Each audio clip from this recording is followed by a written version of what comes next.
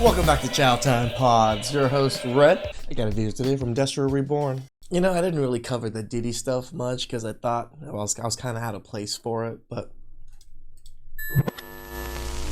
So basically, getting food out is illegal.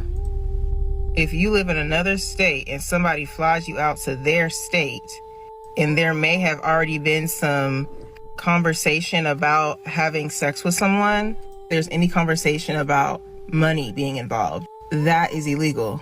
Yep. That's crazy. We did learn this through the Diddy case. I watched quite a few things on it. I don't cover too much on the Diddy case just because there's plenty of other videos on it, so. Crazy. I just want to know, like, all NYC men are so just broke and stingy. Like, mind you, they be having like the most grand Instagrams, BMW, Spider, all this stuff that will give you the idea that, okay, maybe they got something going on. Till you actually start talking to them and they're the brokest, stingiest, non-generous people I've ever met in my life. How do you think we got rich in the first place? Generous people I've ever met in my life. Like, I just don't understand. Like, I'm just not used to this, you know? Yes, my brothers. These types of women are on the verge of extinction. You see, while the old bitter sisterhood celebrates the downfall of one of the most generous tricks of this decade, these younger 304's haven't yet realized that Cassie and 50 Cent's baby mother may have significantly disrupted their pay-for-play racket. Think about all of these aspiring Glorrillas and Ari Fletchers. Who exactly are their top customers? Who were their liposuction procedures and BBLs really intended to attract? Yes, they all wanted a sugar Diddy. Yeah, I need to start copywriting these terms. Damn it. Damn it, Destro. Sugar Diddies. But here's the catch. Every true sugar Diddy has a Sal, aka a lawyer. And yes, the message or precedent established by this court case is unmistakably clear. Drake. Yeah, Drake? Drake? Oh, excuse me. Let me explain. If you plan on buying a ticket, aka flying a woman out, and expect sex at some point during that arrangement, well, my friend, you are now officially breaking the law. I think it's actually worse for men because now women know this. They can use this against men. So if men still do this, now they're like, oh, you just sex trafficked me. Now I'm gonna, blah, blah, blah, report you to the FBI and all these things. So men, stop doing it. Like, it was never worth it before. It's definitely not worth it now. All right now, fellas, y'all just learned something in Diddy trial, right? Don't fly these females out. If she want to get flued out, let her fly herself out to come see you, baby. Because you heard what they said. Flying somebody out to engage in sexual activities to get you in jail. You can get a trafficking charge on you. So I feel like that's about to be the new setup. Yes, I can already hear the laughter of the passport bros echoing in the background. Sure, a perfectly shaped Dominican mango may have drugged him and stole his wallet with $300 in it. But damn, at least he got some tonsil-touching head without federal charges being filed against him. Yes, my brothers, no more spirit flights for no-soul BBL chicks. Ask yourself, is it worth it? Why fly the men when you can fly yourself out to another country? Come on, lose your wealth and reputation. Yeah, why fly her? Fly yourself. You do the traveling, man. For a Cassie?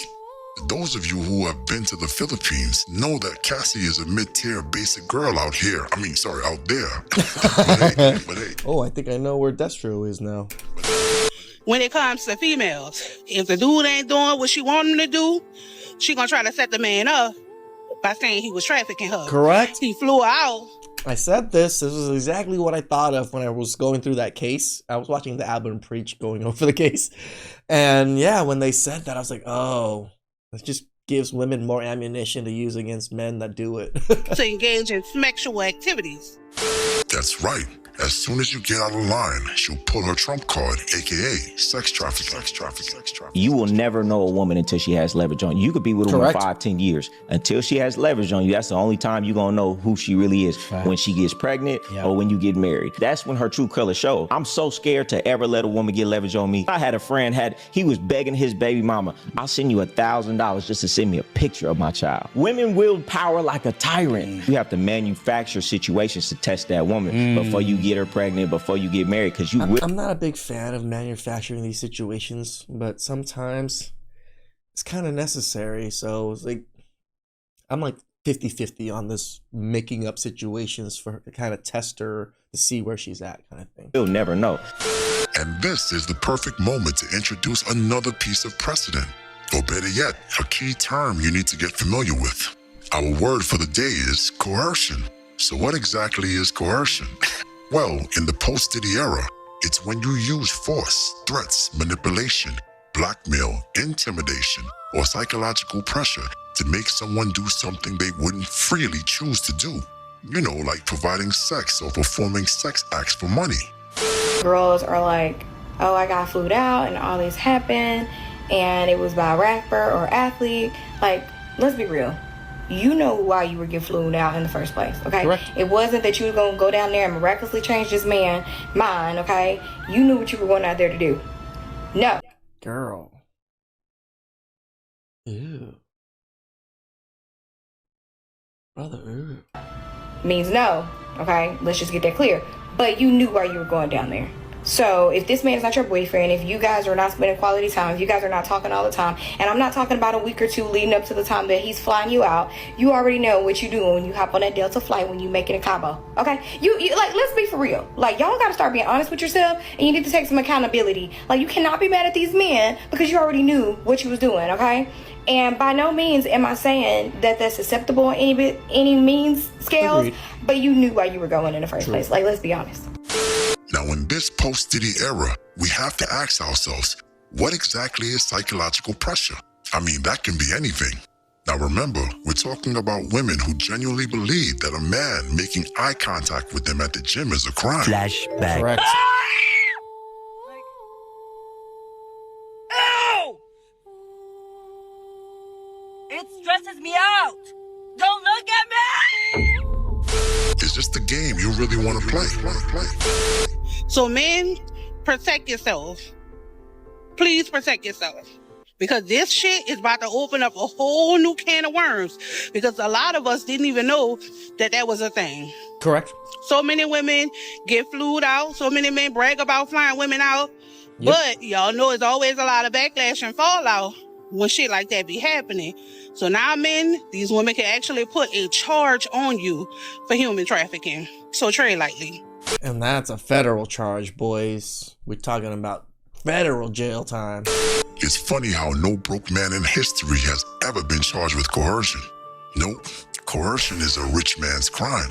You've never seen Tyrone or Ray Ray from the block get dragged into federal court over some fancy coercion charges. It almost sounds like another tool in the 304 and single mother wealth distribution scam. I mean, when you think about it, dating is coercion. It's us trying to tell women to date us and trying to get them to date us when they don't want to date us and have sleep with us when they truly somewhat want to sleep with us, don't want to sleep with us. You know, it's all some kind of coercion. Another ingenious way of funneling money out of your pockets and straight into the court's bank accounts. And that brings us to the question of the day. If a woman charges you with some form of abuse or assault, should the state or local government have the right to seize your property? Now think about it for a second. Sure, the state can imprison you, but should they also be able to snatch your home as punishment or reimbursement? What? And if so, do you really own property at all? If the state or government can seize your property because of some frivolous charges, was it ever yours in the first place? Let me hear your thoughts on that in the comment section. Damn, Destro, you're right. It's true. Like, when you guys think about it, if you really wanted to leave this country with more than $10,000, you probably can't. Right? If you just wanted to take cash or even gold, $10,000 worth of gold, you will get flagged in the airport. Why? Because, I don't know, because of money laundering purposes or whatever it is. Like you can't like, and it's the other way around. Say if I made a lot of money in Cambodia and I wanted to bring that money over, I also can't bring that money without having to incur massive taxes or whatever it is. Or if I just want to just take like some money and just give it to my family members in Cambodia because they're not well off, that's also gonna screw me over. There's so many things that we don't actually truly own our own wealth. When you really think about it, it's locked into this country. For a lot of people, you can't take your wealth out of this country. Now, with that said, let us now listen to Trevor Noah explain how we have to move in this post-Diddy era, how you must handle these 304's with latex gloves. We must understand that the government has proclaimed that women in America are just little girls with grown-up parts. They are incapable of thinking for themselves or being held accountable for their actions. For example, like I went on a date with a woman and we had a great night and things were looking good, and she was like, let's go back to your place, and I was like, oh, okay, let's go back to my place. And we head back to my place, and then when we get back to my place, she was like, oh man, I don't know if I should be here, I've had too much to drink. And I was like, oh, let me get out of here immediately. I was like, well, let me get you a car. Right. I was like, oh, you should. I'm happy you said this. Thank you. I called, and then she was like, wait, what are you doing? I said, I'm getting you a car. And she said, no, I didn't say I want to leave. And I said, no. Listen here. What you said there, I have to take. And I'm not even trying to be an asshole about this. I'm not trying to punish you, nothing like that. You just said you don't think you should be here. You've had a lot to drink. And I didn't know how much you had to drink. I met you like middle drinks vibes. So let me get you a car. There's another day. We can always meet on another day. Right. And that's the biggest thing that I've learned in life around a lot of consent, sex, and all. Men, take note. For these things is, you know what helps a lot?